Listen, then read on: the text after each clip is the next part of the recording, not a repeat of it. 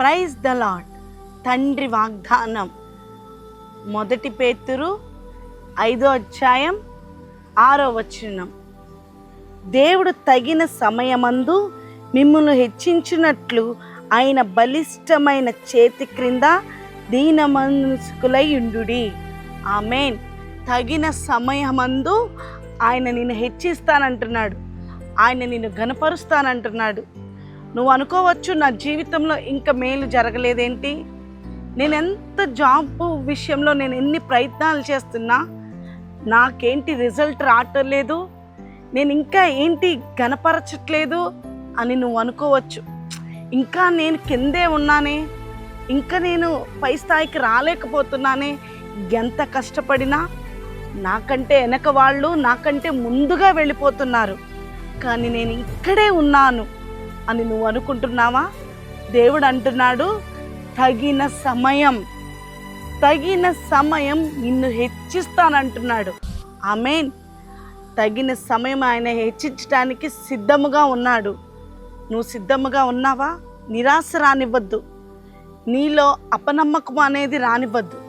ఖచ్చితంగా తగిన సమయమందు దేవుడు నిన్ను హెచ్చిస్తాడు. ఎలా అని నువ్వు అనుకోవచ్చు.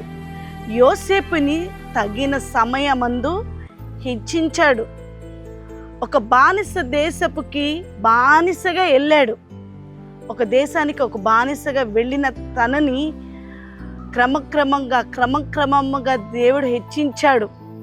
ఎలా అంటే తగిన సమయమందు దేవుడు తనని హెచ్చించాడు. యోసేపును ఒక దేశానికి రాజుగా చేసిన దేవుడు నిన్ను కూడా తగిన సమయమందు ఖచ్చితంగా హెచ్చిస్తాడు.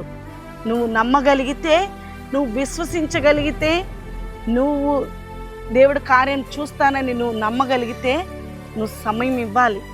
నీ సమయం అని నువ్వు అనుకోవద్దు. దేవుడికి ఒక సమయం ఉంది, ఆయన ఖచ్చితంగా నేను హెచ్చించబోతున్నాడు. ఆమేన్. కళ్ళు మూసుకుని ప్రేయర్ చేద్దామా? మహాపరిశుద్ర ప్రేమగల తండ్రి, మీకు స్తోత్రములయ్యా.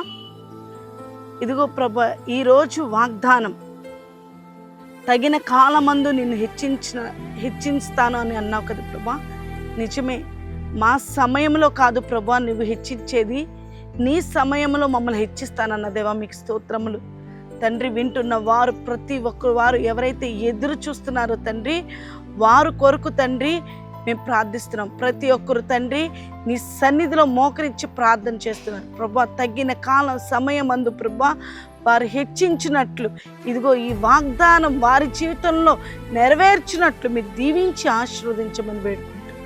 యేసుక్రీస్తు వేడుకుంటున్నాం తండ్రి. ఆమేన్.